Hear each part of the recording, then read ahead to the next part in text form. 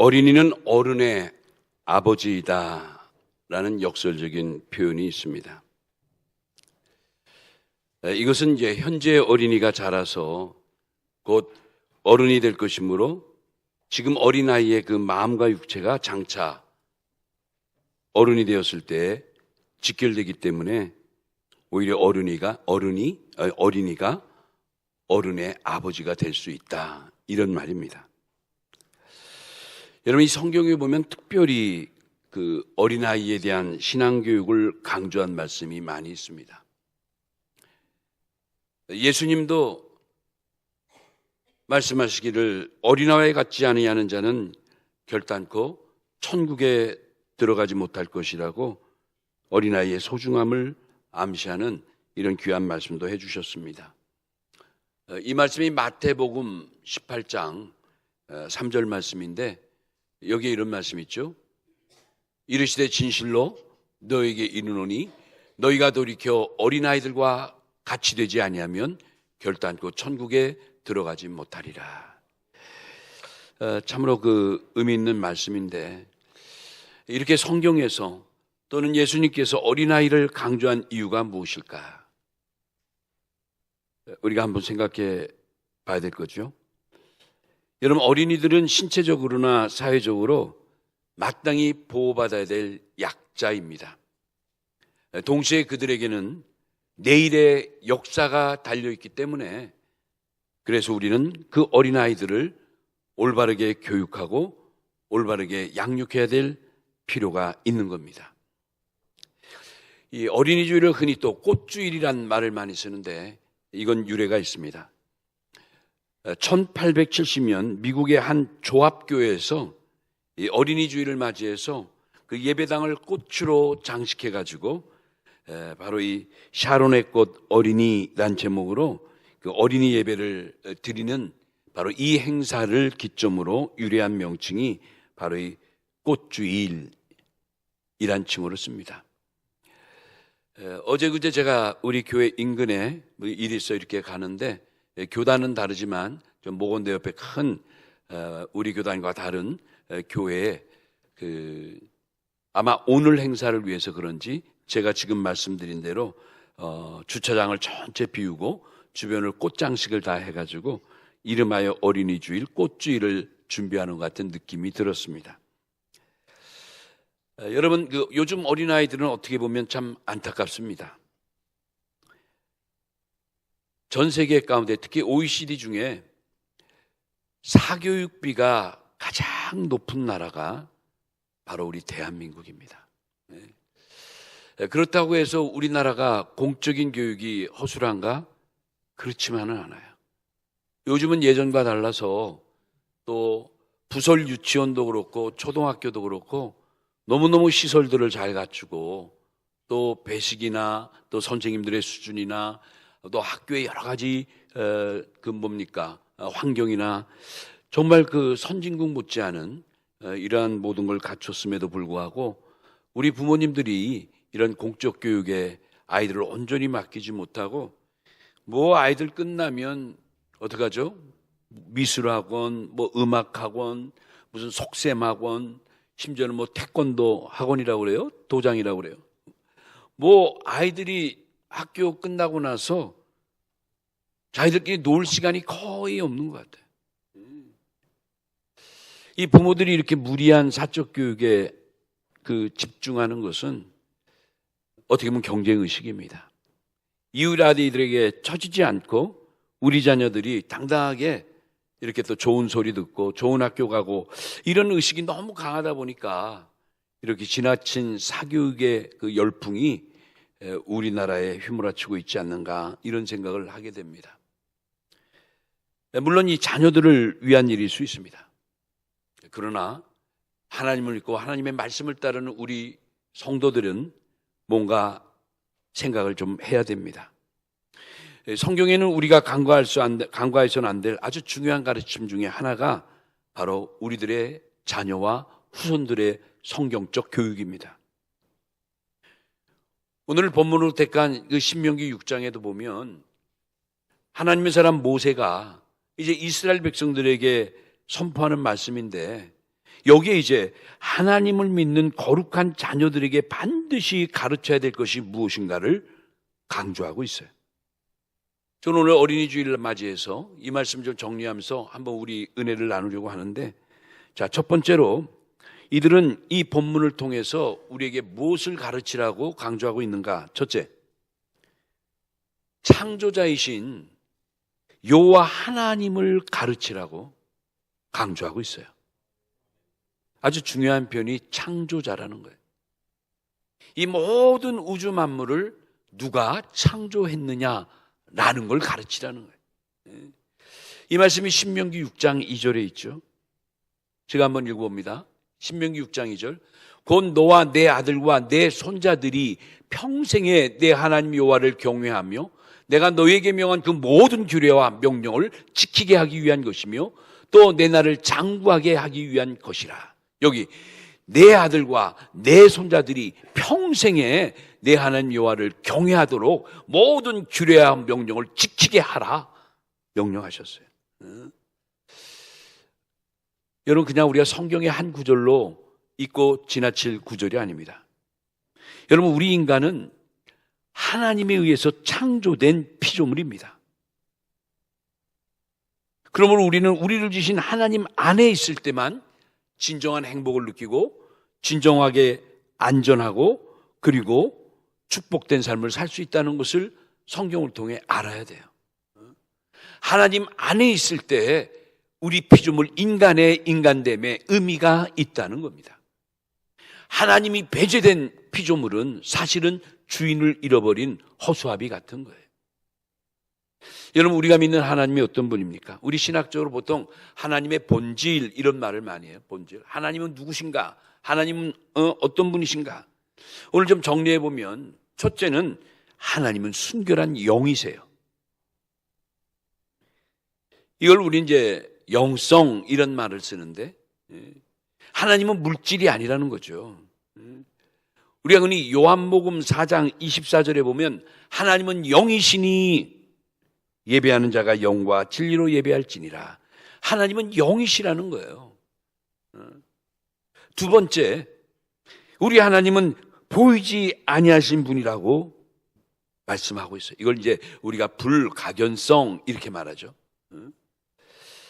하나님은 아무 사람도 보지 못하였고 또 볼 수 없는 분이에요. 이것이 성경 속에 나와 있어요. 많은 곳 있지만 디모데전서 6장 16절 대표적인 말씀을 보면 오직 그에게만 죽지 아니함이 있고 가까이 하지 못할 빛에 거하시고 어떤 사람도 보지 못하였고 또 볼 수 없는 이시니. 그렇죠? 왜 그럴까요? 하나님은 본질적으로 영이신 거예요. 영이신 거예요. 세 번째, 그 하나님은 지금도 살아계시는 하나님이신 줄로 믿습니다. 하나님은 어제나 오늘이나 영원토록 계시는 분이에요. 이걸 우리는 생명성이라고 그래요. 그 살아계신 하나님이 지금도 우리와 함께 하시는 거예요. 여러분 믿으십니까? 에레미야 10장 10절에 보니까 그는 사시는 하나님이시요, 여기 사시다라고 있는데 오직 여호와는 참 하나님이시요 살아계신 하나님이시요, 여기 살아계시다 진행형이에요. 지금도 변함없이 이 순간에도 우리 곁에 우리와 함께, 이런 뜻이에요. 디모데전서 6장 16절 오직 그에게만 죽지 아니함이 있다는 거예요. 그렇죠. 그런 분이 성경이 말씀하신 하나님이요 하나님의 본질인 거예요. 네 번째, 우리가 믿는 하나님은 인격적 존재다. 이걸 우리는 인격성이라고 합니다. 하나님은 보이지 않고 하나님은 만질 수도 없는 영이신 분인데 그 안에 그래도 하나님은 인격적인 면이 있다는 거예요. 모세가 하나님의 부르심을 받고요, 자기가 이스라엘의 백성을 인도해야 될 인도자요 지도자가 되게 해주신다는 말 앞에 너무나 놀랐어요. 나중에 이제 설복당한 모세가 하나님께 하나 질문을 합니다. 하나님, 나를 우리 민족의 지도자로 이렇게 세우시면 내가 그 백성들에게 뭐라고 설명해야 돼요? 많은 백성들이 누가 너더러 우리의 지도자가 되라 했느냐고 따져 물으면 내가 뭐라고 말하죠? 아마 모세가 굉장히 난처했던 것 같아요. 이때 하나님이 그 모세의 질문에 즉각적으로 대답합니다. 모세야, 모세야, 그들이 누가 너에게 그런 명령을 했냐고 하면 말해라. 내가 했다고 해라. 모세가 그러면 하나님의 이름이 뭡니까? 하나님을 뭐라고 설명해야 됩니까? 하나님이 뭐라고 하죠? 그러면 나는 스스로 있는 자라고 해라. 스스로 있는 자라고. 여기 스스로 있는 자라는 게 뭐냐면 스스로 계신 인격체라는 거예요. 보이진 않지만 뭐로 말로 설명할 수는 없지만 그래도 존재하시는 인격체라는 거예요. 이걸 하나님의 인격성이라고 말하는 거예요. 여러분 이 시간에 하나 꼭 알아야 될 것이 있는데 이 보이지 않는 영이신 하나님을 가장 완전히 계시하는 분이 누구냐면 바로 그분이 하나님의 독생성자 예수 그리스도신 거예요. 이 요한복음 14장 9절에 바로 예수님이 그 말씀을 해주신 거예요. 같이 늘 동고동락 갔던 제자 빌립이 예수님께 이런 질문하는 거예요. 주님, 도대체 아버지가 누구십니까? 우리의 아버지를 좀 주님께서 보여주세요 라고 간청을 했어요. 이때 주님이 그 빌립에게 뭐라고 말씀했냐면 지금 화면에 보이죠? 9절. 예수께서 이르시되 빌립아, 내가 이렇게 오래 너희와 함께 있으되 내가 나를 알지 못하느냐? 나를 본 자는 누구를요? 아버지를 보았거늘 어찌 아버지를 보이라 하느냐? 여러분 무슨 말씀이에요? 예수님 안에 아버지가 계시다는 거예요. 할렐루야. 그러니까 이 땅에 하나님을 가장 완전하게 나타내신 분이 이 땅에 오신 예수님이신 거예요. 그러니까 예수님과 아버지는 하나인 거예요. 그러니까 이런 성경에서 아주 기본적인 하나님의 본질에 대해서 쉽게 지금 제가 설교한 것처럼 하나님의 존재를 아이들에게 가르쳐야 된다는 거예요. 그래서 하나님의 성품은 어떤 것이며 하나님이 우리 사람과 너와 나와 우리 가족과 모든 이웃, 지구촌에 있는 모든 인류를, 모든 만물을 하나님이 만드셨다는 걸 가르쳐 줘야 돼요. 그 하나님이 지금도 살아서 우리를 구원하시는 하나님의 구속 역사의 주체자가 되신 것도 쉽게 말씀해 드려야 돼요. 우리가 그래서 지금도 기도하면 그 하나님이 꼬박꼬박 들어주시고 어디에 있든지 무엇을 하든지 우리 곁에 함께 하시는 주님이라는 걸 아이들에게 가르쳐야 돼요. 중요한 거예요.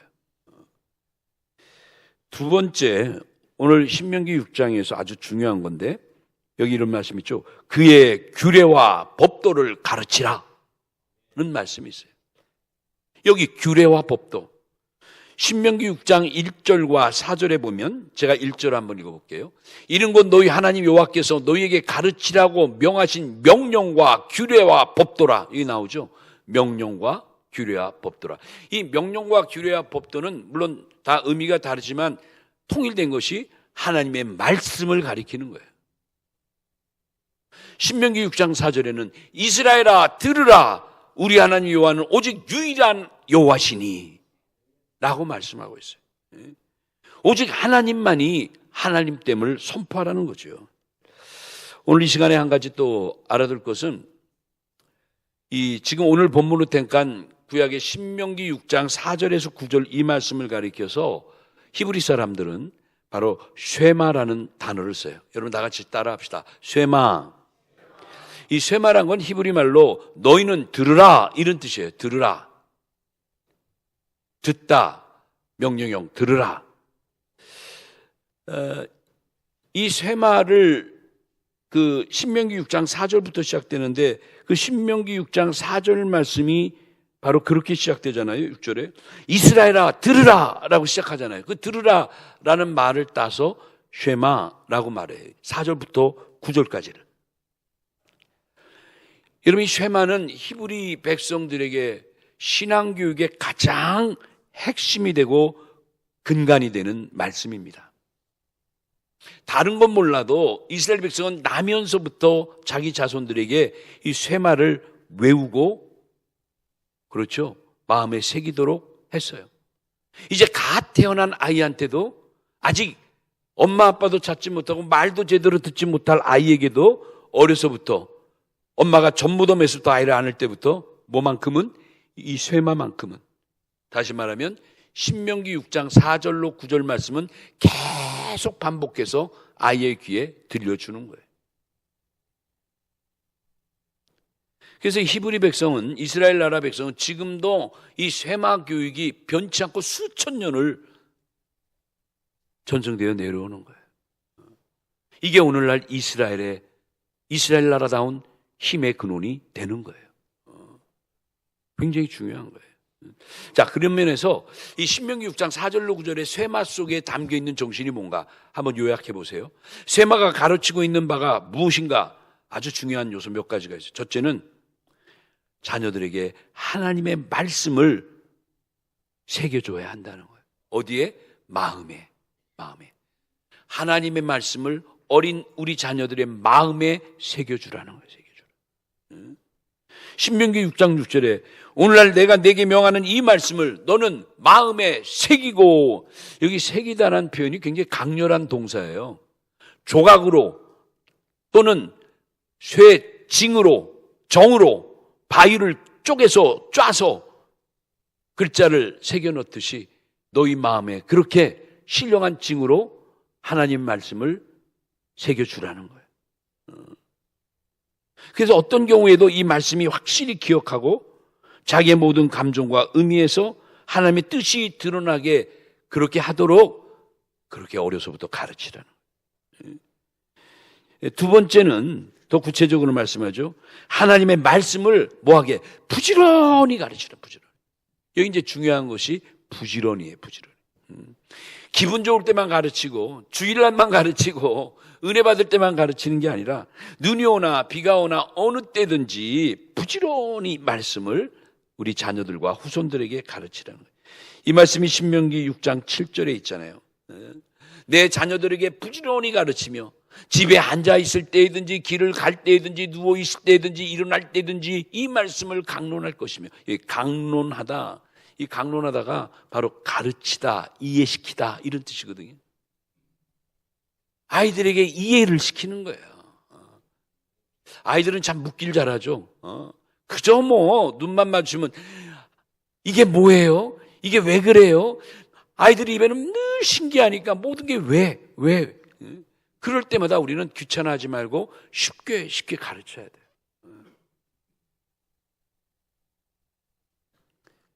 우리 교회 장로님 손주 가운데 하나가 늘 만나면 할아버지한테 왜 그래요? 그래서 할아버지가 어떤 애한테 뭐라고 말할지 난처할 때가 있다고 그래요. 그래요. 애들은 우리가 생각지 못한 것도 자꾸 물어보니까. 그래도 우리가 귀찮아하지 않고 어떻게든지 아이들한테 이해시켜야 되는 거죠. 알려줘야 되는 거죠.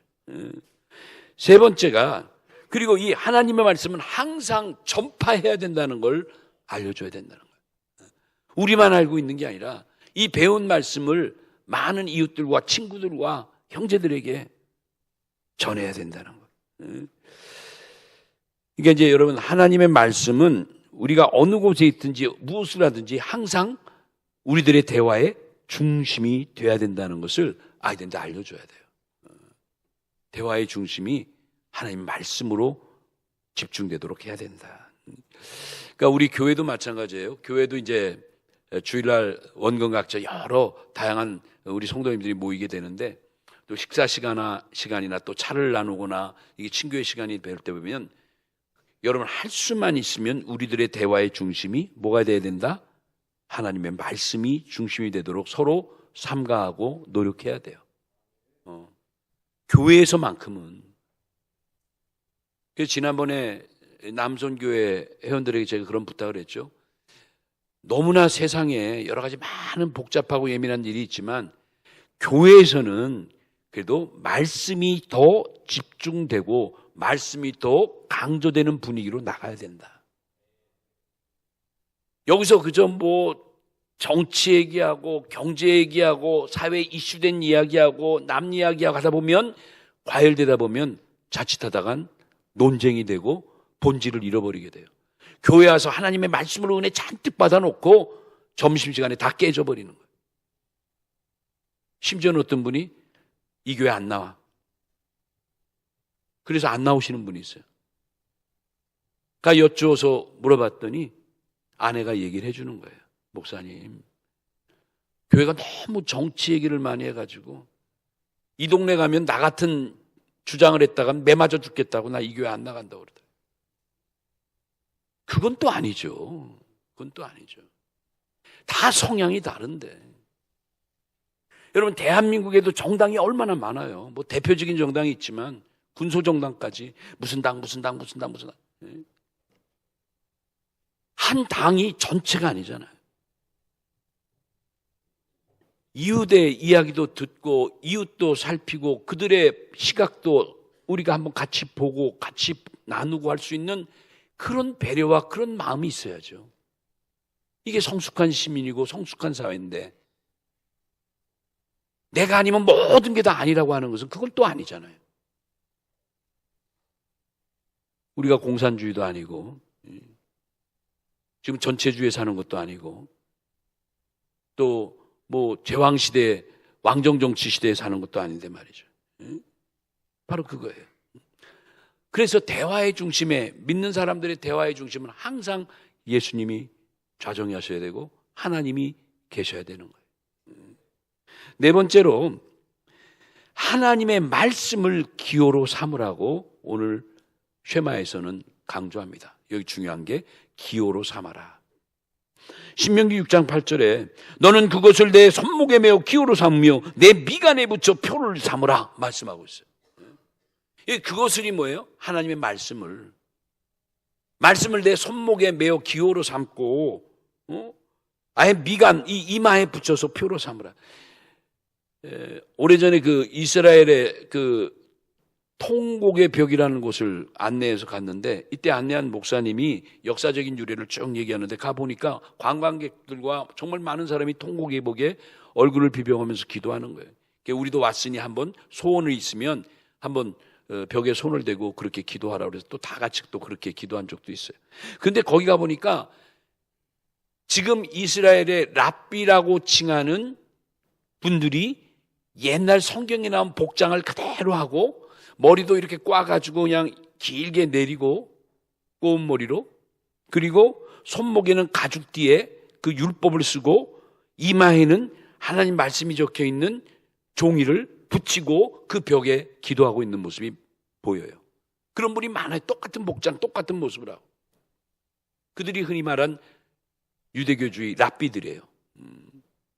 이제 그들은 이 말씀, 신명기 6장 말씀 문자 그대로 그 말씀을 손에 가죽에 써서 메고 다니고 미간에 붙이지만 사실 이 말씀을 또 구속사적 의미로 이 시대에 우리가 보면 그게 뭐죠? 우리 손은 모든 일상에 가장 대표적으로 세상과 마주치는 곳 아닙니까? 그런 곳에도 하나님의 말씀이 늘 함께하고 여러분 이마, 미간은 뭘 상징하죠? 우리의 생각, 우리들의 사고를 상징하니까 우리의 생각과 사고하는 모든 중심에 뭐가 있으라는 거예요? 하나님의 말씀이 있으라는 거예요. 그러니까 우리의 모든 행동의 중심에는 행동의 지침에는 뭐가 우선되라? 하나님의 말씀이 우선되라고 그렇게 가르치는 거예요. 다섯 번째, 하나님의 말씀은 모든 삶의 원칙으로 삼으라고 말씀하고 있는 거예요. 그럼 마지막 여섯 번째는 뭐냐면 그 말씀이 항상 생활에 적용돼야 한다는 것을 강조하는 거예요. 이게 참 중요하죠. 말씀이 그냥 말씀으로만 있는 게 아니라 그 말씀이 나에게 적용되도록 해야 된다는 거예요.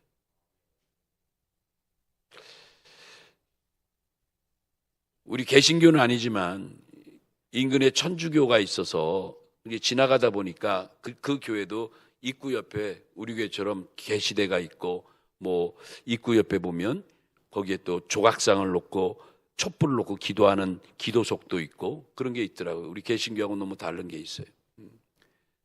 근데 그 편말에 딱 보니까 눈에 딱 들어오는 그 표현이 말씀으로 생활하자라는 게 써 있더라고요.